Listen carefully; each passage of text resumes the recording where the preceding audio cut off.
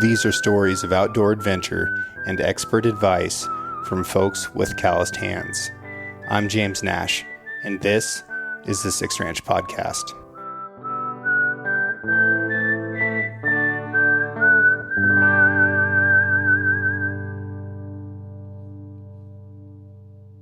Welcome to the studio, gentlemen. How we doing? Doing good. Thanks for having us. Yeah, thanks for the invite. Who do we got? Wyatt Prince here on the right. Zane Herman's on the left. Wyatt and Zane. What have you fellas been up to? Zane, you've been trapping muskrats. I've been. That season's over with, huh? Yeah. I was getting burnt out by the end anyways, but I was able to find a few good ditches. You know, it's kind of a struggle every year finding good ditches because it's just off and on. Like some ditches will be loaded and then the next year they won't have anything, you know. And but this year I was able to find a few good ones, so it's something to do in the winter. Do you think you can trap them out of an area?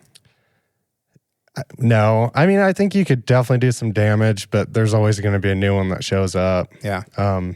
It's not like it used to be that, you know, Jim Soares, he was telling me back in the day, just even like 30 years ago, these ditches, some of the ditches I trap now that you might catch like 15 or 20, he said you could have caught hundreds out of them. So it's, I think he was saying like tularemia or something. There's some kind of disease that's gotten into them in the county. But so yeah, I don't think you really can because there's always a few that are going to get in and that disease wipes them out so bad anyways, on and off, and they always end up coming back, you know. But I think it's kind of hard to get rid of a rodent like that. But What's your go-to trapping method for muskrats? Footholds on a feed bed, which is, I'll explain what a feed bed is. It's like a feeding pad, just kind of vegetation and roots and stuff. And my go-to is just, you'll walk these ditches and you can kind of, a lot of them have like undercut banks and you can pull up the grass and stuff and you'll find like these vegetation wads. And that's my go-to. I'll just put like a, whatever, 1.5 coil spring or something on it. And then also like a toilet set. Okay. So if there's a rock or an exposed log that they've been climbing up on and using it as a toilet, that's pretty good too. But yeah, definitely footholds. That's actually my preferred over conibears, I would say. It's interesting that a lot of these water mammals have specific toilets that they go back to. Like river otters do the same thing. Yeah.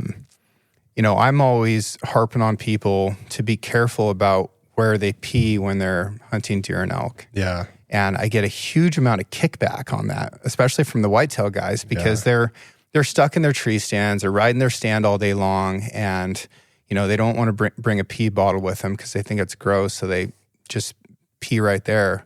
But these other predators and a lot of prey species are really careful about where they leave that scent. Mm-hmm. And river otter is an example of a fantastic predator, one of the most efficient predators out there, in my opinion. Yeah, for sure. And then you've got a muskrat that's prey to everything. Yeah, you know, it's tough life. Yeah, yeah. And river otters kill a lot of muskrats. Actually, like they'll get in these ditches and they'll kill a lot of them. Oh, I bet. Mink, everything, you know. Yeah, yeah. River otters are ferocious. Yeah, they are. What about you, Wyatt? Oh, I've mainly just been working and yeah, I talk to Zane quite a bit on the phone. Well, I drive a lot of dump trucks, so when I'm at work, it's almost like muskrat trapping. I just don't got to get my hands dirty, you know. So are you hauling rock, or what are you hauling? Yeah, hauling rock. I work for Daniel Paul Excavation up here in Enterprise, Oregon. So doing a lot of hauling rock, and we're just starting to kind of get into the busy season. So, I mean, it's not just hauling rock. You know, we're doing dig outs. We're doing like a dig out today. Just finished up one. Sure. So, yeah, mainly just working, kind of doing a little horn hunting on the weekends. And I was doing a little steelhead fishing, but I'm not too good at steelhead fishing. Steelhead's hard. You know, it is. I'm a really impatient person, so I'll go down, I'll fish a hole. Like, I've heard people say like 15 minutes, give it 15 minutes. I'm like 5 minutes. In 5 minutes, I'll try 3 different lures or, you know, go from eggs to bead to jig. And I'm like, yeah, I'm going. Yeah. I don't even try another hole. I just go home. You know, one of the funniest steelhead stories I remember was fishing with this gentleman named Lauren Anderson on the Salmon River, Upper Salmon, near the town of Salmon. So those fish are even farther from the ocean than these fish are here. You know, they've really gone through it. Right. And we went through this run called the Old Geezer Run, and he was just confident that there was a fish in it. It was brutally cold. He'd guided there for a long time, and he was a biologist, and he just knew the river extremely well. And we were fly fishing. Me and my buddy Kyle had gone through it. I think Lauren fished through it, and he said, gather up the biggest donikers you can and heave them out there. And I said, Lauren, what's a doniker? He said, the biggest rock you can get your hands on. And I was like, okay. So we did it, and we threw rocks in the river for a few minutes. And he goes, all right, fish it again like it's brand new. And my buddy Kyle stuck a fish. Really? Yeah. So I heard about another guy during an Atlantic salmon competition in Scotland who they would be assigned beats in these competitions. So you get a section of a river that you get to fish. Okay. And he was the only person who was catching fish during this entire competition. And they're like, what is this guy doing? When he would show up to his beat, he would play fetch with his dog in the river for a few minutes before he got started. And I think that a lot of times on these anadromous fish, especially in colder water, especially longer runs, they'll be hanging out in a place where they're just comfortable, and they're just going to live right there, and they can't be bothered to bite anything. And if you can disturb them out of that, then they might change that disturbance into agitation, into aggression. I don't want to anthropomorphize a fish any farther than that, but and then they'll eventually bite something. Some of these guys that like back troll plugs and hot shots and stuff like that, I think that they're knocking those fish out of their lives, and they tend to pick up fish at the bottom of the runs because I think the fish will back up until they feel cornered because they don't want to go downstream because they've already earned that ground, and then they'll get pissed and eat something. But I don't know. There's not a fish that's really ever frustrated me more than a steelhead. Oh, geez, yeah. They're awful. I can vouch for that.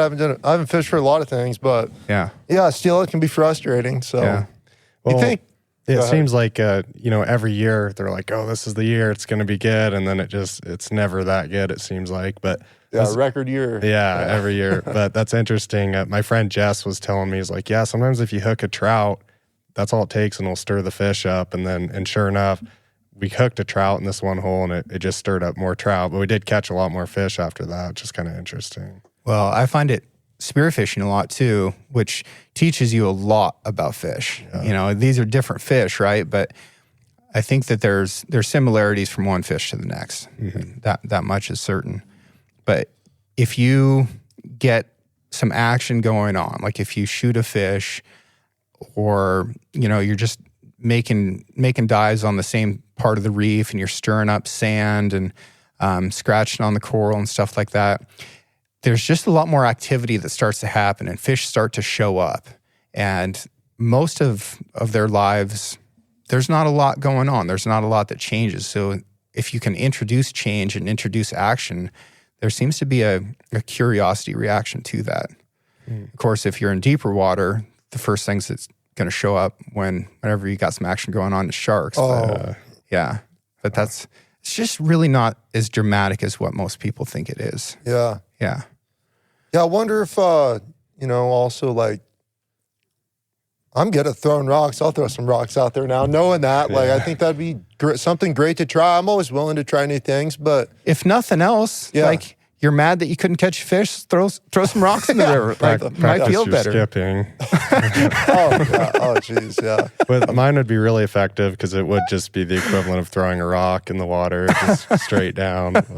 Yeah, I think that also gives maybe some new fish a chance to kind of push up into that hole. If like a fish is just sitting there holding. I don't know. Yeah. Wallowa County is such a cool place because there's always a peak form of recreation going on. We have people here who are specialists, and like shed hunting is their thing, and that's all that they're really going to focus on. And they wait all year for those couple months, and then they hit it hard. But for a more versatile outdoorsman, there's something going on all the time. So in the winter, for us, that's steelhead or predator hunting or, muskrat trapping. And then as soon as that starts to taper off, well, like now it's time to maybe go shed hunting or spring bear hunting, turkey hunting. I'm getting ready to to go turkey and bear hunting next week. You know, it's pretty cool. Everything just shifts with it. And as long as you're interested in the outdoors, there is something for you here all year long. Yeah, for sure. Yeah, no, 100%. Yeah. So what is it? I'm a little bit critical of the way shed hunting is conducted today, but you two are both into it. So what is it that you like about picking up an antler off the ground? I guess I'll go first. Well, I found like some whitetail sheds and stuff when I was in high school, but I haven't really gotten into the elk shed hunting until out of high school. And I think mostly it's where we shed hunt. That's what I like. It's like, backpacking. That's what I really enjoy. And just looking at animals and potential finding something really big, or maybe finding an elk or a deer that you've seen on the summer range. That's happened to me multiple times. Just stuff like that I think is cool, because I'm not really interested in shed hunting spots that I don't hunt, so like I shed hunt the areas I hunt, just lower down, on the winter range. But that's why I enjoy it. And it's something to do in the spring too, it's fun to get out there. Yeah. Are you doing anything to prevent getting bit by ticks? No, I was just shed hunting a couple weeks ago, and there was one day I pulled like 20 ticks. I have a crazy tick story if you want to hear it real fast. Actually. I do want to hear it. I'm big on the ticks right now because we just did that show. Yeah. Well, so I was shed hunting maybe 4 years ago in this spot, and I glassed across and seen some shed bulls. So I dropped down there, and this was way far back too. And I got over there, picked up a bunch of sheds, and I'd found this nice 7-point shed. And so I started gritting through some brush on a hillside. And this was like April 2nd, 3rd, something like that. And I ended up finding the match, and I got back and I noticed there's some ticks on the bill of my hat. So I take my hat off, there's like 10 ticks on it. I look down on my shirt and there's clusters of ticks all over it. Took my shirt off, and I'm not kidding, there was at least 50 ticks on my t-shirt. It was crazy. Did you just set yourself on fire? I picked them all off. Like you try and kill them. I didn't even try and kill them. I was just throwing them off at that point. There's so many. And then I was there for a couple nights, and every night there'd be a new one buried into your head. You'd like run your fingers through your hair. Ticks don't freak me out too bad. They probably should more than they do, but that was pretty gross. That was a lot. Well, you're rolling the dice with them. Yeah. Because a really high percentage of them carry the capacity to make you sick, super sick. Yeah. So I just actually got my permethrin in the mail today, but just for your guys' knowledge, spray down your boots and your pants on the inside and the outside, at least from the knee down, and let it dry. And then that'll last through like 6 wash cycles. Yeah. Okay. And it's not going to hurt you, and it'll kill ticks. And they're coming off the ground. They're not coming off brush or limbs, stuff like that. They need to be close to the ground. And that's what you really need to be doing to protect yourself. If you get alpha-gal and you're not able to eat meat ever again, oh gosh, you're going to be real sad that you didn't listen to that'd be a nightmare. Listen to your Uncle Nash and frickin' spray your stuff down. Yeah, I probably should, especially in the spring. It's you kind of, it just depends, but geez, it seems like I always get into them at some point. You're finding way more ticks than sheds. Yeah. Yeah, I actually listened to that episode, James. I liked it. And I just want to thank you. I've been itching for like a week straight since I actually had to get a haircut, because all the time I'll feel something on my back and I got to look in the mirror, pull my shirt up. Yeah. Geez. Yeah. And I haven't even had a tick yet this year. So yeah, I got one just out here in the yard tootling around, checking on my trees. Really? So it's a thing. It's interesting that we mostly focus on these adult ticks that we can see, Yeah. And we think of ticks as like a springtime thing because that's when we find them the most. But the ones that give you Lyme disease are so small you can't hardly see them. And there can be hundreds of them in a cluster the size of a dime. But the longer they're in you, the greater your risk is to getting sick. So, do you think back, let's say a couple hundred years ago, like trappers coming west in the 1820s and 30s, were they getting all kinds of diseases off of ticks and stuff, just not having that kind of, like they weren't trying to prevent it because they probably didn't know better? Or? Well, you're the anthropologist. You'd be a better one to answer that than me. I don't know about that. You are an anthropologist, though. Well, that's my degree. But I've been like really into mountain man history for a long time, you know, but they don't really mention that. I know a little bit, maybe. I think I heard something about it, but it's more like Blackfeet and grizzlies and winters and everything else, you know. They don't talk about stuff like ticks. You know, there's life expectancy was a lot shorter then, right? Yeah. And I think there were probably a lot of reasons for that. And if you've got bigger dramas to deal with, like you might get scalped today, you might freeze to death. Just think the consequences, and this is something I think about a lot, for those guys that were out here by themselves, for the most part, the consequence of something like spraining your ankle could be life-threatening. Yeah. You know? And for us, we're like, oh, dang, man, wonder if my inReach is charged. I might need to call for some help. But really simple stuff, you know, a little cut that gets infected. I think that they were just probably focused on bigger issues, even though there was a lot of small things that could certainly shorten their lives or kill them. Yeah. And the way they treated illnesses at that time was super interesting to me. Like Lewis and Clark in their journals. Yeah. Almost everything that went wrong with their guys, they gave them mercury. It's like the lightning pills or whatever they called it. Yeah. Yeah. It's like, oh, you've got chlamydia, here's some mercury. You got you drank some gnarly water out of the Missouri and you're sick, have some mercury. Isn't that how they were able to find campsites? Was because the mercury's still, or maybe this is a myth, but it was still in the ground from really where they're going to the bathroom or something. I think I heard that on a podcast. That's crazy. Yeah. Interesting. Probably 2,000 years from now, they'll be looking at us being like, why'd they do that? Yeah. Idiots. Yeah. These guys ate Tylenol. yeah, exactly. Yeah. No, I mean, who knows, right?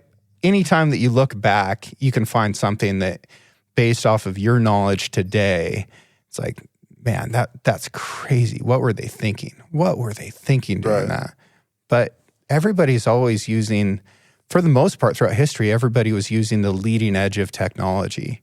Yeah. And I think this is one of the first times in history where we're kind of throwing stuff back a little bit. And I think about this with some of our more primitive weapon hunts. Like imagine, 20,000 years in the future, let's say human beings are gone. Some alien architects and anthropologists land here and study us. They're going to have to figure out that we had a specific season, a time of year where we could hunt specific animals with modern versions of old weapons, like injection molded CNC muzzle loaders and, carbon fiber compound bows. And what are they going to think about us when they try to reconcile what in the heck we were doing? Yeah, that's true. It's kind of wild. It is wild. From that lens, right? So I think that we just have so much comfort right now that we get to like exercise some nostalgia with some of these hunting tools, but we also try and like push that edge of technology within that tool to a certain extent. Yeah, for sure. Can you think of any other times in history throughout your studies in anthropology where something like that happened? I mean, I don't know. I wouldn't say, I can't really think of a time when they went back on technology, just because back then it was all about, they're trying to kill what they could, buffalo jumps, whatever, just whatever the most effective method was. And I think we're at a point now where we're actually thinking about the consequences of our actions, when back then it didn't matter, Yeah. I don't, not that I know of anyways. I mean, I think it was more about get what you could when you could, Yeah. Yeah, there's probably, I don't know, do you think there was an illusion of abundance at times? Yeah, probably. Yeah. But also, there would have been times of great scarcity too. So it's like, well, if we can get a whole herd of buffalo today, like remember, 18 winters ago when there were no buffalo, that was a tough deal. So, just like the Folsom site where they killed everything, wiped them all out, and it's like, well, they probably they took what they could, I'm sure, but I think, when you got the chance, you just took it, and you killed what you could. But we're even bringing back extinct species right now. Yeah. Kind of, Yeah. What are your thoughts on that?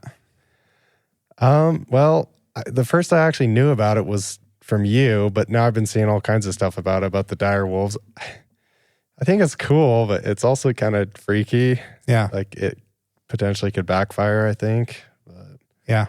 I mean, what are your thoughts? It's hard to blame someone for wanting to bring back an extinct animal, that's kind of cool, but yeah. I'm not super concerned about the, like them picking the dire wolf, right? That's obviously a very charismatic animal. And with Game of Thrones, it's in pop culture now. Yeah. And the fact that the ones that they were able to create were white, I think also has some charisma and some pop to it. I can see value in the science, right? There could be tremendous value in like having that ability so that if our ecosystem does change to an extent where we need to reintroduce something that could thrive in that ecosystem that doesn't exist anymore, that we could splice that with something else today and create that. Yeah. I can definitely see value in that, but also tremendous potential for like unforeseen consequences. Mm-hmm. Yeah. Yeah. But we skipped shed hunting for Wyatt. I want to get back to that. What is it about picking up an antler that you like? Yeah. I think Zane summed it up pretty good. I like finding stuff on the summer range. I'm not way up in the mountains like he is, but particularly elk, I like getting trail cam pictures, maybe picking them up on the winter range and stuff. And I don't do any selling. I just do collecting. So I don't know what it is. I grew up, my dad was super into it. And back before I was into it, and he'd just make me go with him because he wanted to go, and he had to watch us. I'd always go with him. And I started picking up sheds, and it's kind of stuck with me ever since. I just kind of picked up for it, and I enjoy it. And I like getting out. And like Zane said, I think in the spring, sitting in winter, everybody's ready to do something in the spring, whether it's turkey hunting or bear hunting or cutting firewood. And it's just something, picking up sheds I enjoy. I always think it's cool, you're going to find something more unique or bigger. That's like kind of my thing. Like I'm hoping to find the biggest and baddest antler out there, mainly, I guess. So I just collect them and I, put them on display in my house, and I'm glad my wife likes them, and, she doesn't mind them being upstairs and whatnot. So, well, antlers are beautiful. Yeah, they are. There's no doubt about that. And they are all unique as well, which is cool. Mm-hmm. But, I don't fully understand the allure of antlers. And I have it to an extent, right? Like I hunt animals with antlers. Right. I like it. I get excited when I see bigger ones, but I don't know why. I don't know why either, and it makes me mad. Yeah. It's like, why is there so many people doing this? Yeah. And I don't know. I guess I wonder if it's a social thing, if it's like that's just what we grew up with, and we grew up in a social environment where we felt like bigger antlers meant better. Yeah. Or if you took somebody who had absolutely, zero nexus to it at all, and, you put them out on a hillside and there was, a 3-point raghorn and, a big gnarly 7-point, and said, okay, you can only bring back one of these. Which would they pick and then why? I feel like most people would go grab the bigger one. Right. Yeah, but you are right. It's kind of a newer thing because you hear these stories in like the 50s and 60s when the deer population was through the roof. And I remember hearing a story about a guy, he went out, he wanted to kill a doe, and 2 giant bucks stood up with double drop tines, and he still just shot the doe. They didn't care. They'd leave the head half the time. Yeah. Or bring it back, and their dogs would chew it up in the yard, like 250-inch buck, don't care. So it's definitely newer. I think I want to say the Idaho State record bull or something, like the guy, it's something like that. It was one of the top bulls killed. It was killed in like the 30s or 40s, and he killed it. He cut its head off, and some kids, they realized, even back then, they're like, this is significant, and they went back and got it. He's just going to leave it on the mountain, though. You know? Just so it's definitely a newer thing, and I'm sure it has a lot to do with social media and everything else. And it's kind of the cool thing right now. But yeah, I mean, it was cool to pick up sheds when I was a kid, and we didn't even have the internet then. Yeah, but it also wasn't a big deal. Like, I don't remember people like really going out and shed hunting when I was a kid. But if you're out cowboying and riding in the springtime and, you know, you found a bull shed, it's like, okay, now we're going to look around and see if we can pick up some more. yeah, And it was just kind of a fun, like, little Easter eggy type thing, where it has gotten to now where people are, you know, kind of nuts about it, because some people are really over the top. I don't know how healthy that is. Is there anything that you're doing, Zane or Wyatt, to prevent like pressuring these animals when they're at a real weak stage of their life while you're out there shed hunting, or are you just not worried about it? Well, I would say, I mean, geez, where we look for elk sheds, I don't think they're getting pressured by wolves so much. It doesn't even really matter, it seems like. But deer, I mean, some of this private land that me and Wyatt shed hunt for mule deer, like, I mean, we'll actually feed the deer. I guess that's I can imagine that hurts, you know, just to get them to come in and stuff like that. And then obviously, you know, we're not going in until they've dropped their sheds. And what we've noticed is a lot of times right when they're starting to drop their sheds, I don't know why this is the case for mule deer especially, they'll actually move a little bit. The last several winters we've noticed that. Like, well, not and yeah, that is true. Like they'll and I'd also add on to that. Sorry to interrupt you, but that's good. They'll kind of drop their antlers all in the same time frame, like close to each other.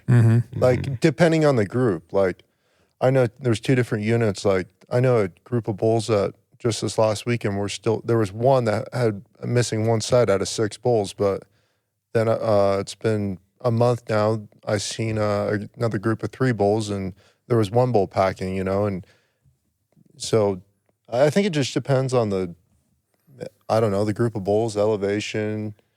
Yeah, I guess they're kind of their life and yeah, but nutrition for sure. Yeah, for sure. Nutrition and a healthy animal packs their antlers longer. Oh yeah, Yeah.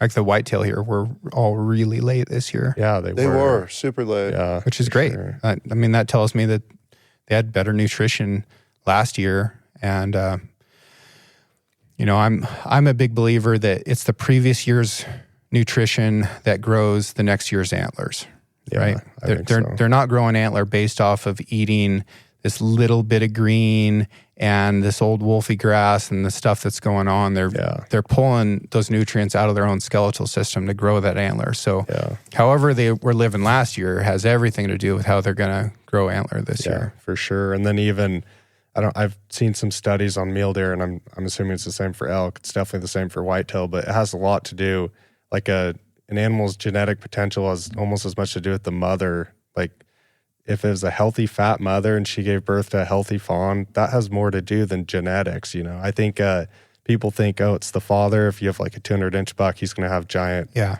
And they've proven that's not the case on some of these whitetails. Like the father deer is just a little, you know, nothing. And then the son will be a giant. And it has more to do with the mother probably than the father. But I think that that's definitely true. And it makes game management extremely difficult because if you can't track those females or control which bulls or bucks are breeding those females, it's really difficult. I went to this was many years ago, I went to a deer farm in Iowa where they're making these monster bucks, and they had 200-inch 2-year-old deer. that's like so absolutely insane freak show deer. Yeah. And I was asking the guy, like, well, how much do you sell that animal for? And he's like, oh, that's $6,000. That's an $8,000 deer. And I said, how much would you sell that doe for? And he said, there's not a price. The does were of the highest value to him. Because she has offspring that's going to look like that. Yeah. Right. Yeah. That's interesting. And we find that with horses, right? The old school of thinking when we were breeding horses was that it was all about the stud and everything. And now they're finding that the mare is actually more important. Not that the stud isn't, but the mare is more important than the stud. Yeah. Yeah. Yeah. It's definitely interesting when ever since I heard that and I looked into it, whenever you see a giant buck, you're like, well, I don't know what your dad looked like, but that was born to a really healthy mother. Like that's almost a guarantee if they get giant, Yeah. which is really interesting. How was hunting season for you guys last year? What tags did you have, Wyatt? I had a archery deer tag. Okay. So I did end up harvesting a buck later in the season at it was kind of an interesting hunt. I didn't have a lot of time to work. I had a lot of time to work. I didn't have a lot of time to hunt, and I can't even say that. I did hunt a lot in the evenings and stuff, but I kind of hunted the lower valley, so my goal was whitetail. Mm-hmm. And I really, I really do love hunting, but I didn't spend the time and, have a buck picked out or anything like that. I just kind of had some landowner permission and went after where I knew some deer were going to come into and eventually harvested a buck that way. On the ground, out of a tree? On the ground, yeah, hiding on a fence line. So okay. So was it an ambush or were you sneaking? Well, it was kind of both. So I was just kind of waiting for him to come into a alfalfa field. I like those, good eating alfalfa bucks. Uh-huh. But they ended up winded me, or I can't exactly remember. They knew I was there, and I kind of ambushed them right at the last second. I had to get closer. I don't like to take far shots. I think I was at like 70, and I got to 50, and I was like, I could pull that off on a while. I don't think I'd shoot past 50 on a whitetail, jump in the string. Those things are so fast. 50's already a poke. Yeah, I really think so. So I got it and did take a couple shots, but yeah, it was very lethal. So okay, yeah. Good. And then I ended up just getting the lower Wallowa Valley cow tag. Oh, nice. I put in for an archery bull tag, but I didn't get it. Okay. So. How many points do you have? Let's see. I think I have 3 or 4 right now. So I don't know if I'll ever have points again, James, after I draw this tag. Yeah. Because I just want to hunt and yeah. I want to archery hunt. And it kind of frustrates me. Like, I was really frustrated last year when I didn't draw this tag because, archery season, you always get a tag. And then they changed this, draw system or to the draw system. And then now it's like, man, you almost have to put in for a guaranteed tag or relatively close to it to make sure you get one. And it's like, geez, I just missed out on a good year. I'm curious your guys' thoughts on that. I want to get into it a little bit more. So in the last couple of years, they changed the regulations in Oregon so that in all of Eastern Oregon, you have to apply for an archery tag. Whereas before, you could apply for a rifle tag and you could get your archery tag over the counter in most areas. So people could, accumulate preference points trying to get like a premium unit at some point later on in life, and they could still hunt with a bow every year. That the preference point thing was getting a little bit out of control, and it still is, right? There's some of these areas that, like an area nearby, a friend of mine has put in for 26 years and he still hasn't drawn it. And that's crazy. And that number's gotten a lot higher in my lifetime. I think it was like 12 or 14 points when I was a kid, and now it's 26 or more.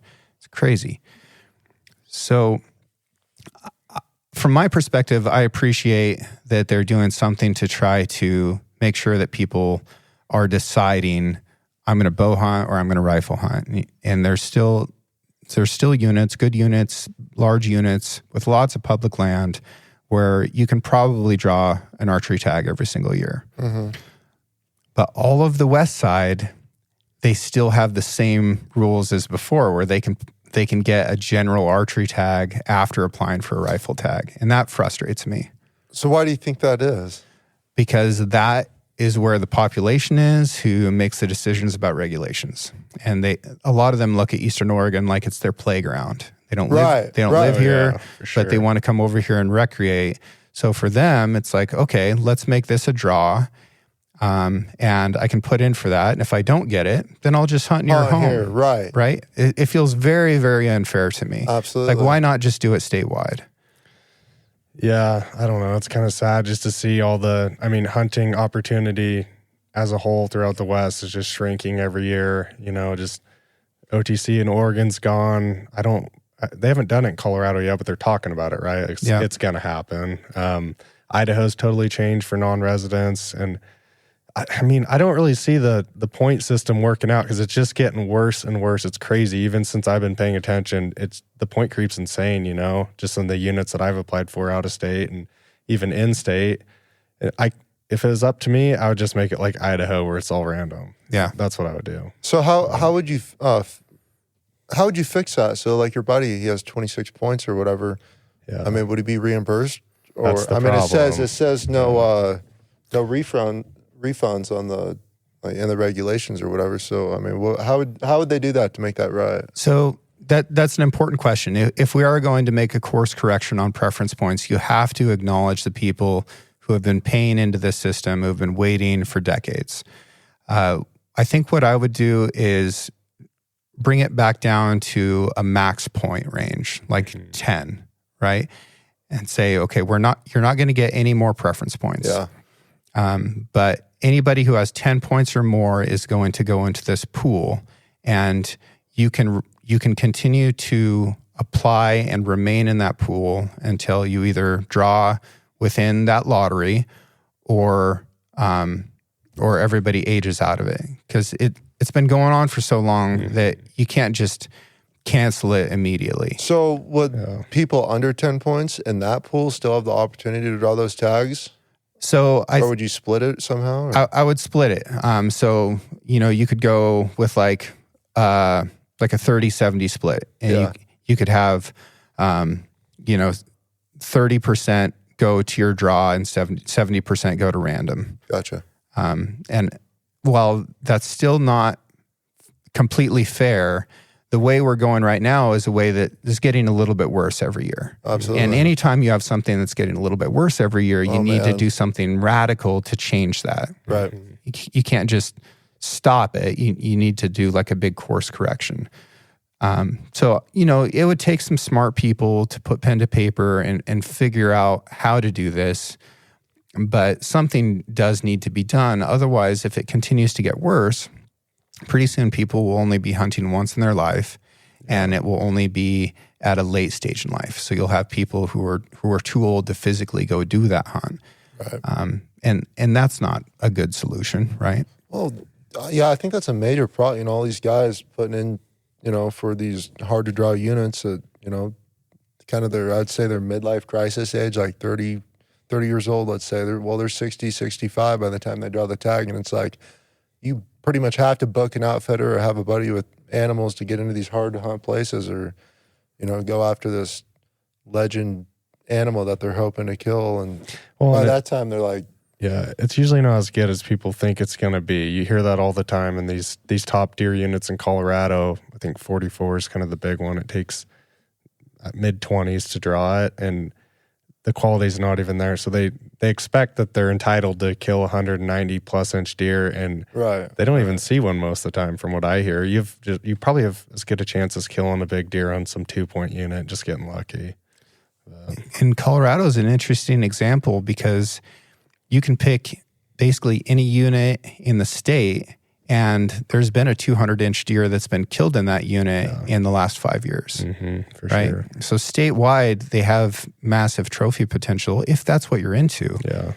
But the point that I always try to hammer home with people is that a few extra inches of antler is not going to change your experience at all. Oh, absolutely. Right?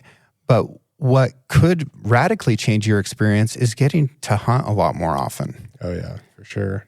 And that's where this allure of preference points, which is just gambling, is really all it is. I think it's the same part of your brain that creates a gambling addiction. There's a reason that Go Hunt is headquartered in Las Vegas, right? Yeah. They understand this mentality. So yeah, I think it's a tax on people who aren't good at math. Yeah. And it can limit people's experiences. So if you can hunt more often, that's probably a lot better than getting to hunt rarely with the hopes and the pressure of shooting something that has a couple extra inches of antler somewhere. Well, and if you're not hunting for the 25 years going up to it, I mean, if you're hunting some crappy unit every year, one, you're probably going to kill something big in those years leading up to it. And two, you'll actually have the skills to do justice on a really good unit like that because you've hunted the whole time, you know? Right. And it's fun to hunt in tough units. Yeah, it is. It's a lot of fun. Sometimes I almost think it can be, I wouldn't say better, but people don't try in tough units. And if you're willing to actually try, there's some animals that get skipped over, and there's big animals if you're into that, or just some quality animals in tough units, because I feel like most people aren't going to scout, where if you draw a good unit, you know, all your friends, your family, everyone's down there just hitting it hard leading up to the season, but people don't do that for a crappy unit. How many miles do you think you put in the mountains last year? I don't know. I really don't. 20. Yeah. One trip in. 3 or 4. No, I don't know a lot. I would just be guessing. A lot. But it just depends year to year. So I didn't do archery elk this last year, and there's a lot of miles right there, you know. But scouting wise, you know, I probably do at least like 20. It's so hard to say. 20 days scouting. Maybe that's not all spending the night, but sometimes it is. And it's usually a long ways back there. And what's a long ways? Like between 10 and 18 miles, probably, something like that. I would say if it's getting over 10, that's not bad. 20 to 40 mile round trips. Yeah. And you're doing 20 of those? Yeah, I'd say so. Just in scouting? Just in scouting. I like scouting more than hunting, though. That's what's, I like it a lot. Because you're a big nerd. Yeah. That's cool, though. I like to do your homework. There's no one up there. Animals in the velvet, they're out in the open, you know. You get your hopes up for a buck you're probably never going to kill. So that's what always happens to me. But it's cool to see what's out there. I love your hopes and dreams pictures that you send me in the summertime. Yeah. It's like, I found him. Good for you, buddy. One of these times, though, I'm telling you, it's getting closer every year. Sometimes I want to puke at how close it's gotten a few times. But all right, well, tell me about a close call. Oh, I don't want to get into last year's story. I'll go to the year before. I feel like it's better not to talk about some stuff yet anyways. But 2 years ago, there's a buck I found. It was a giant typical. He had like a little drop tine on one side and an inline off his back fork on another side, and found it in August. And I spent at least 4 trips hiking back there. I set cameras. I was glassing like crazy. I could find some other bucks he's with almost every time. And I had a second place buck, which was it was a 3x4 with a little kicker off the 3-point side. And I was like, it was a mature buck. And I could find it every time. Every time I went back there, I found it. I'm like, well, it's a good backup buck at least. So I couldn't figure out this buck. I realized that he must have been feeding on like the outer edge of his little habitat, you know, and it wasn't his core area that I seen him in, since I'd pounded it too hard not to have found him, I thought anyways. So I finally just gave up, and I hiked in there like 5 days before season to bring some stuff. I set up scouting, and I glassed up actually a new buck, a buck I'd seen one time in early August, but I hadn't seen it again, and it was bigger than my backup buck, and it was a 3x4. It was a big 3x4. Got some cool footage of it, and I thought, well, okay, I'm gonna kill that one, or I'm gonna kill the 3x4, because I just gave up on the really big deer. So I hike in there the day before season, and just on a whim, I was like, I'll just go glass this other area because I haven't glassed it, and I might as well look at something new. Throw out the binos. There's that big buck. And I'd found he just moved across, and he was in some really thick, nasty stuff like the big ones are a lot of times, and that's why they're alive. But I mean, I got some footage of him, and he'd grown way out, and I was just like, this is crazy. I knew I was going to kill him. The problem was I set up my camp way close to him because I didn't know that's where he was hanging out. You know, it was just a really timbered area. And so I sneaked back to my camp, set up. I was like 500 yards from him, really bad wind, loud, you know, those stoves, you're trying to touch it, clang, clang, clang, clang, really loudly. And so I got up in the morning, and I kind of snuck out to the glassing point. Didn't see it, but I wasn't too worried because I was like, well, I saw it in the evening. And I hiked over the ridge, and the really big 3x4 I'd seen one other time, and then a few days before season, he was down there. Could have killed him for sure, and it was a big mature buck. And I passed on it, and that evening I saw that big one at very last light. I couldn't find it in the scope. It was too dark to shoot. Was he in range? He wasn't in range, because that's the issue. Is you could see it from a long ways, and then there's one spot to shoot from, but you had to move way around the mountain and kind of get close there, and you couldn't see as much country. You could maybe see where he's going to be, but you didn't really want to set up there because he might be down the hill a little bit, and you're going to have to adjust. And I should have just set up there. I probably would have killed it, but I didn't, because you could just see a sliver of the hillside. So I thought, well, he's going to keep doing this every night, and at some point he's going to come out early enough for me to get a chance at it, And so the next day, didn't see him in the morning, passed on another really nice 4-point I'd seen in July, and just dumb as I even got within range, put my scope on it. It was 250 yards, would have been the biggest deer I'd killed, and I just didn't shoot. And looking back, it's so hard to say, because if I would have shot it, I would have thought I would have had a chance later at the giant one, and I probably would have regretted it a little bit, even though it was a nice mature buck that I'd scouted earlier in the summer. Long story short, I never saw the big one again. Everything all the activity died down, wasn't seeing anything. And then the deer I finally killed, I just got to a new area, and I glassed, and I saw a buck facing away from me. It was like 2:00 in the afternoon. And this was I think day 8 back there. You probably shouldn't go shoot a buck that's facing away from you, because they look way bigger than they are. And I got down there and I killed it, and I walked over to it, and it was a 4-point buck for this unit. That's not bad, but I was pretty disgusted when I pulled its head out from under it and realized what I'd shot, because it was a young deer, it sucks to kill a young deer like that. Did you send in a tooth? I didn't send in a tooth. I should have, but this one he was young for sure. I think there's some good potential. Yeah, he had good genetics. He would have been. So you did the absolute wrong thing. Yeah, you might as well be from Portland. I know. He was a 3-year-old deer at the best, maybe even a 2-year-old. I don't know. That kind of makes me sick. That's a close one. I've had lots of close ones though. Yeah. This year is even closer, but I don't really want to talk about it. Why don't you want to talk about it? Oh, because there's just live bucks and stuff. I don't really want to get in the story of bucks that are alive still, You got to keep it close to your vest. Okay. But I did kill a 170-inch buck this year as a nice mature buck. Good. So how did that feel? Well, I can't. Okay, I guess I'll tell the story briefly. It's real thick. 10 days of glassing. Last day of the season, there was some weather finally, and that's what you need to get deer out is weather. And I glassed up the buck that I ended up killing, and it was a buck I'd also seen in the summer. I was like, well, I'll definitely go shoot it. You could tell it was an old mature buck. And the long story short is I killed it, and I was hiking through some timber to get to it, and I jumped up my target buck. And he sat there and looked at me at 100 yards and then walked away from me. And so it took the wow factor of the one I killed right down to about 0. Had a hard time getting that one, huh? Yeah. It was exciting. It's a nice buck, and it's a really nice buck, and it's one I'd seen before. That's cool and hard to do, but it was, anyways, kind of sucked. I can tell you that feeling will change over time. Because at least that's what's happened with me, because there's for sure a point in my life where stuff like that really would have affected me. Like, oh gosh, what have I done? And seeing that bigger deer would take away from, my experience of, getting the deer that I did, that you did.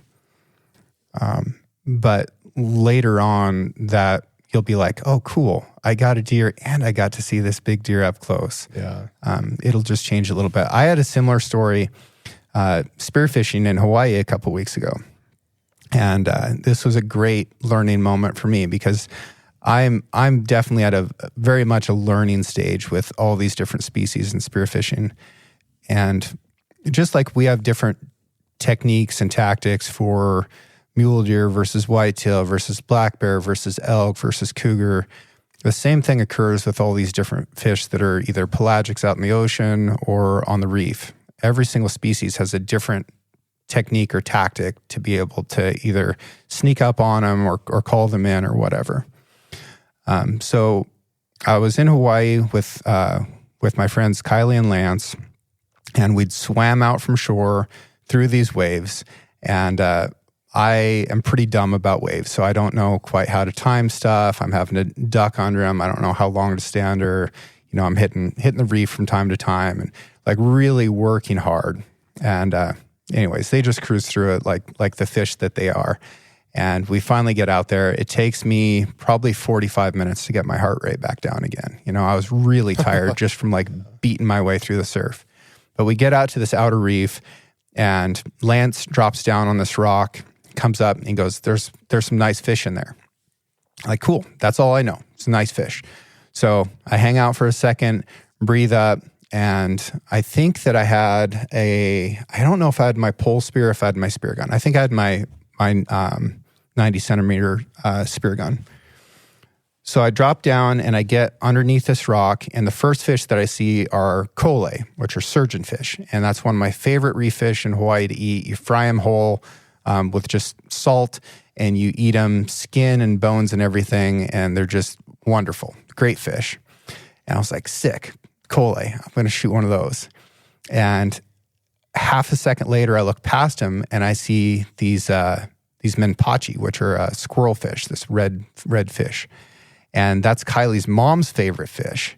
So it's like, oh, I'm going to shoot one of these menpachi for Kylie's mom, and she's going to be pumped about that. I get to give away food, one of my favorite things in the world.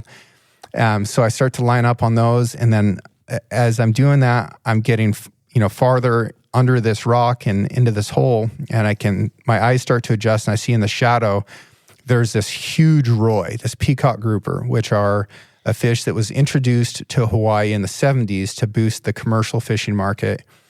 But the roy have ciguatera. So it's an accumulated biotoxin that they get from eating other reef fish that makes them toxic to eat. So it'll give you horrible flu-like symptoms, very bad deal. So now the roy are a huge problem there. You can't eat them. They eat tons and tons of reef fish that are native. So you try to kill all the roy that you can. And this one was big. It was twice as big as the biggest one I'd ever seen. And I was like, oh, I'm going to shoot that freaking roy, dude. So I started to like creep into this hole, and he darts out and he comes back, and I can just like see part of his face sticking out, and I'm waiting. And I was like, well, out of air. Got to go back to the surface. And I kicked back up. And on the way up, I realized that I had gotten nothing. I would have been happy with anything. But that next thing suckered me into a situation where I ended up with nothing. And when I dropped back down, everything was gone. It's too bad. Lesson learned, right? And what a valuable like metaphor for all kinds of things. Mm-hmm. But I was borderline laughing on the way back up at like what an idiot I was. Because if I would have just smoked a kole, I would have been pumped. Yeah. Mm-hmm. Yeah. I have a hard time making decisions too. I can never. Yeah. I just got to pick one and go with it. Yeah. So it's just, it's all part of the fun, right? Yeah. It's all part of the fun. Do you like eating mule deer? Yeah, I don't mind it. I was actually discussing this with Wyatt. We're just talking about wild game and stuff. I don't know. I personally I like beef, but I like wild game too. I think it's fine. Yeah. I mean, especially hamburger. You can't go wrong with hamburger. It's great. Doesn't matter what it is. Why muskrat would be good in hamburger form. Oh, you're gonna get tularemia. Yeah, probably. Got to kick it good. But.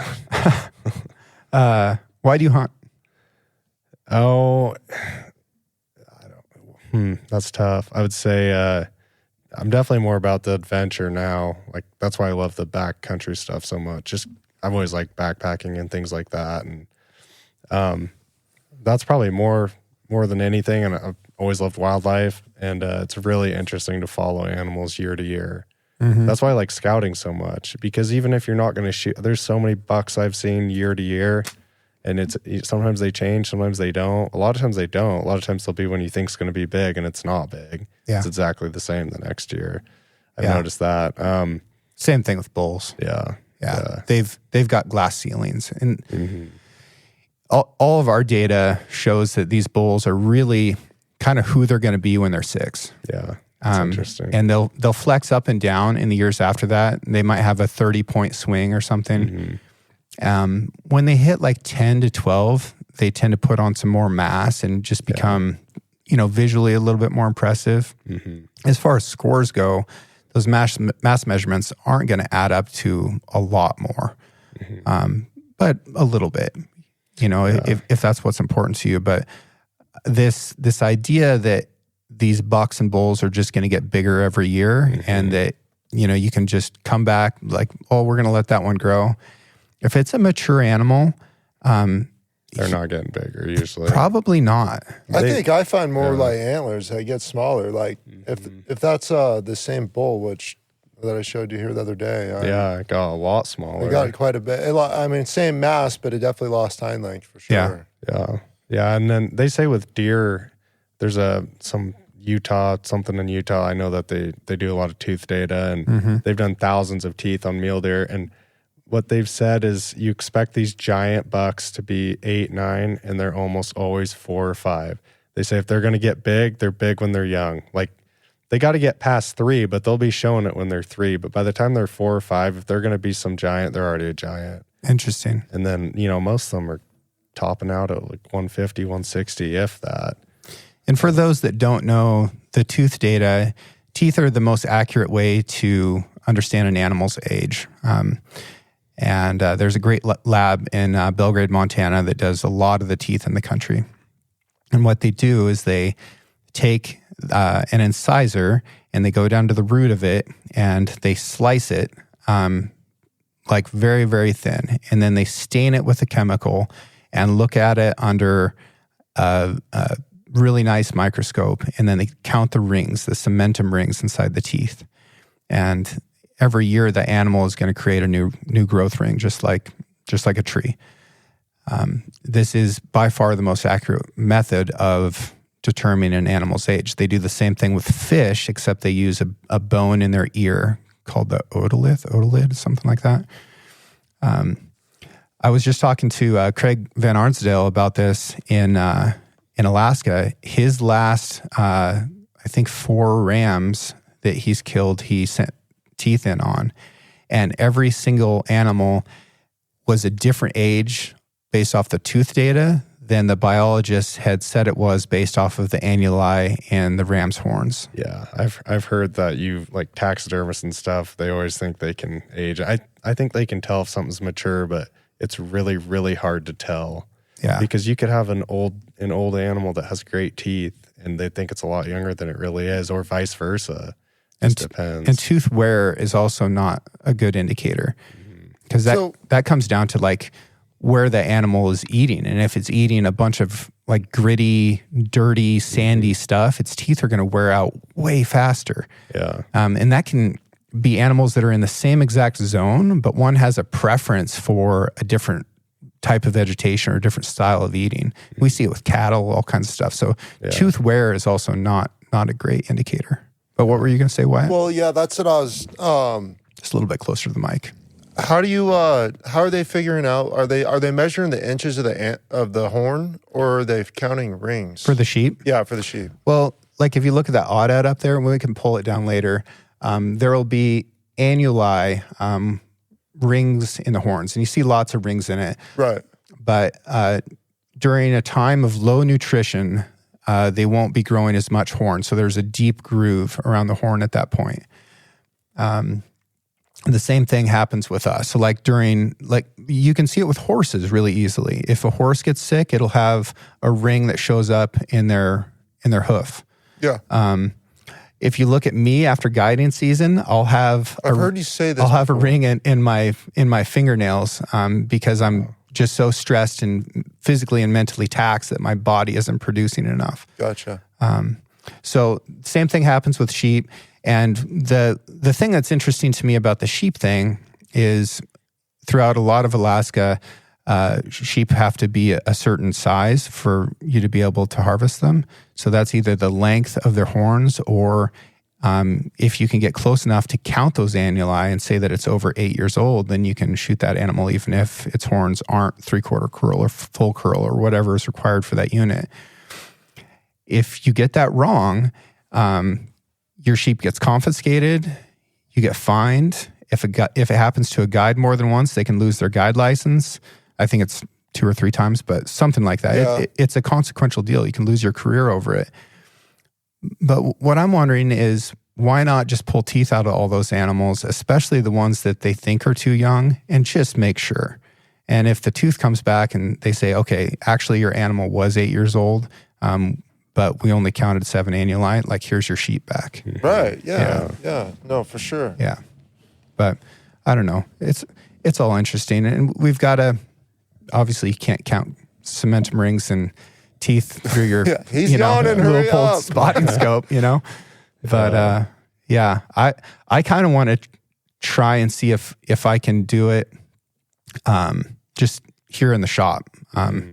If I can get a good enough microscope and get a Dremel tool and cut these teeth and stain them and see if I can actually tell, because I've never even looked at one. Yeah, that would be kind of interesting. Yeah, it would be for sure. Yeah. But why do you hunt, Wyatt? Well, I would say mainly kind of a tradition. So yeah, my family has always kind of hunted. I kind of with shed hunting, gone out with my dad since I was a little kid, and always brought back meat, and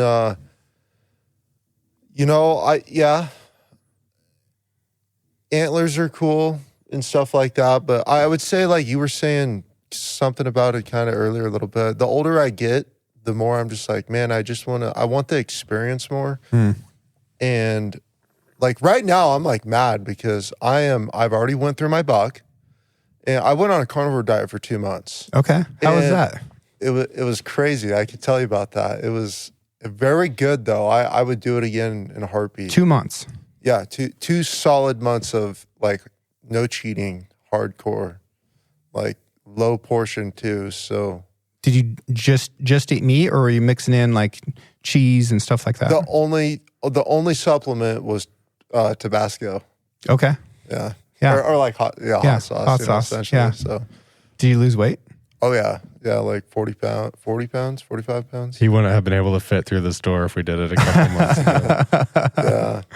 Yeah, it was great. So the only reason I don't know, it's been around for a while, but Zane kind of talked me into it, or he'd always do these weird things, like Zane obviously is kind of like, he's a freak. Yeah, he's kind of, he could be fit, and he's fit and he eats ice cream every day, or Yeah, so. I know. There's a lot of reasons I don't like Zane, but that's definitely right. Yeah. So I'm just like, man. So he tells me he's going on this carnivore diet and stuff. I'm like, dude, why do you do this to yourself? Like, you need candy bars when you're up in the mountains. I did. I tried to hike. That was why I quit, was because I did it for like a month and I lost 15 pounds. I really didn't need to lose weight. And I tried to go for a hike to set a trail camera one day.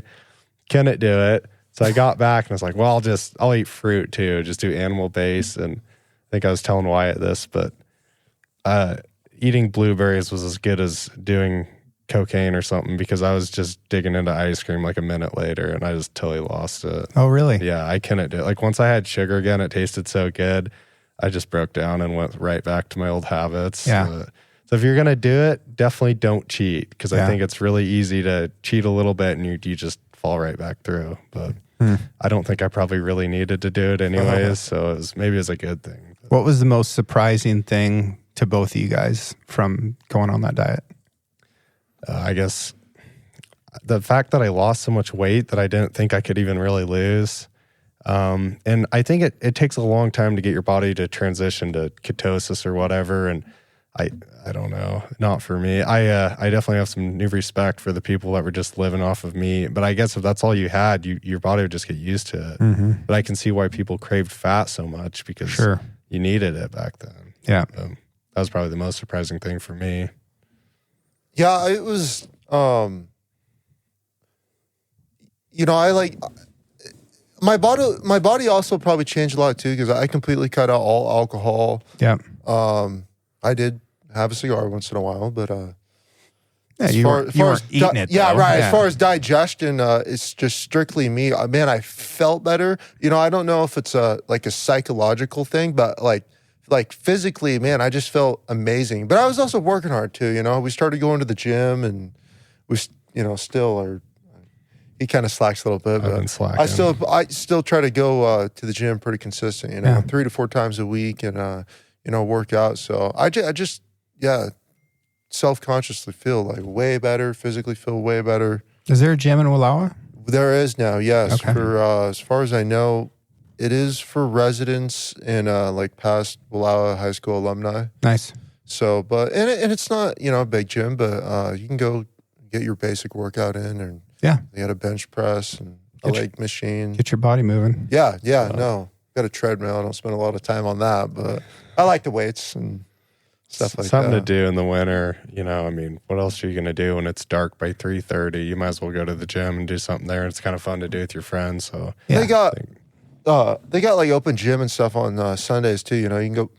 They call it open gym, and it's like you go play basketball in the gym. But that's kind of why I've been slacking on that. Like there's more stuff to do. That's fun to do in the winter when it gets dark early. But now it's so light after work and stuff. It's like let's go fishing or something. Fishing outside, or working in the garden or something like that. I've got my little Sorinex gym out here in the shop, and my shop's not insulated, just the studio is.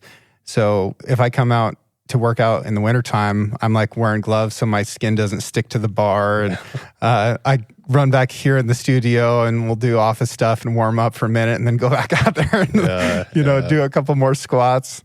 But no, it feels good to make your body move, and it's important. Yeah, you're never mad that you went to the gym. Sometimes it's hard to get yourself to do it, but you're always happy you did it usually when you're done. Yeah. Oh Yeah. Okay, last subject here. You guys started a podcast. Yep. We did. What's it called?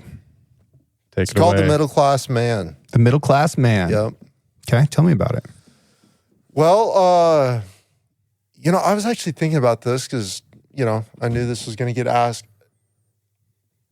I don't want to take all the credit here, but was this kind of like something I come up with? It was Wyatt's idea. He called me one day and he's like, yeah, I've been thinking we should start a podcast. And he told me the name. I was like, yeah, that's got to be taken on Spotify. Let me check. And it wasn't. So but Zane, huge influence, like calling me every 10 minutes, like, hey, let's get it going. Yeah. So long story short, I think, I don't know. I'm always thinking and like trying to not evolving, but kind of like entrepreneur thinking. Like, what do I want to do? I still to this day I don't know exactly what I want to do, and I'm like I could never see myself working in a restaurant. But at one time I was like, man, it'd be so cool to buy a restaurant. And so I just kind of I've always had these ideas. I've always kind of wanted something of my own is probably the best way to say it. And I was just driving dump truck one day, and I always wear AirPods, I try to don't want to stop to talk on the phone, just stay busy and whatnot. But I called Zane, and I don't know where the Middle Class Man came from, but I was, I listen to a lot of podcast jams. I like to listen to yours, and I listen to quite a few other meteor podcasts, Joe Rogan, just some random hunting ones and stuff like that. But I was all these people that most people that I listen to are they're big name people, So I was just thinking one day, I was like, how cool would it be to, listen to a podcast that came from just a couple of blue collar working middle class guys. Yeah. That's basically where I came from. When I called him, and Zane's like, that's a good idea. Yeah. And so, we don't want to make it specifically hunt specific, but that's kind of where we go to, because it's like we're just kind of winging it, and we're very passionate about hunting, so it's probably going to be brought up on most of them. But we're going to start just interviewing. We got a kid, Brody Tippett. He's going to come on tomorrow, and we both know him super well, and he's done some really interesting jobs before, and just kind of BS and smoke a cigar and talk. And I mean, our defaults probably go back to hunting wildlife stuff because that's what we're really into. But yeah, we're just going to talk about everything work related, life related. So, But and winging it's great, but it's always better to go in knowing, with the most knowledge you can, about something. So yeah, I'm really hoping to hear some good, pointers from you, James, and tips. And well, yeah, as soon as we stop here, we'll talk about it. But this will be the last question. Why should people listen to it? Well, so there's a lot of podcasts out there, right? There is, yes. People's time is finite. So why should they listen to the middle class man? Well, my idea was kind of basically, it's a point of view. Definition would be like a point of view from like a middle-aged, middle class, somebody that's not poor, somebody that's not rich, pretty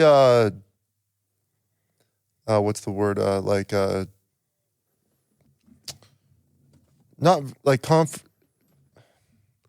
like simple thinking, middle class, I guess. Yeah. Just trying to define it. I've never really thought about it too much, but just it's something that all groups and everybody can come together and just be like, hey, they're talking about work one day. They're talking about a hunting story one day. They're talking about a natural disaster one day, maybe. So just kind of an all around. Well, and I just think in Wallowa County, there's like a huge mixing pot of different people, and a lot of people. I mean, you do a really good job at this, getting people on that aren't necessarily known that have extremely interesting stories, and I think that there's a lot of that, and just even with our friends and stuff, and we'll try and have some mutual people on. I've been recruiting Joe Lewis already. Yeah, good. But just people like that have an interesting perspective coming from small town life, and there's just so many different things that go on, whether it's snowmobiling, hunting, electrician, plumbing, just all kinds of stuff. So we're just going to try and do a little bit of everything. And then, of course, do a little hunting as well. It's fun, I don't know. Like, I mean, who doesn't want to enjoy a cigar and a drink and listen to, people talk? Yeah. Well, I hope that I make the cut for the guest list one of these days. Absolutely. Oh, yeah. Yes. All right. Well, I wish you guys the best of luck. And folks, if you're interested in hearing these guys' podcast, sounds like it's on Spotify. Yeah. Anywhere else? Just Spotify right now. Just Spotify right now? Okay. All right. Well, look it up. And I'll have a link to their podcast down here in the show notes so you can click on that and go straight there. All right. Thank you. All right. Yeah, thanks for having us, James. Thanks, fellas. Bye, everybody. Thank you to everyone who has taken the time out of their busy lives to write a review for the show and share it with their friends. I'm extremely proud of how intelligent, engaged, and adventurous this audience is. Original music for the Six Ranch podcast is written and performed by Justin Hay. Art for the Six Ranch podcast was created by John Chatelain and digitized by Celia Harlander. Thanks for listening, and we'll see you again next week.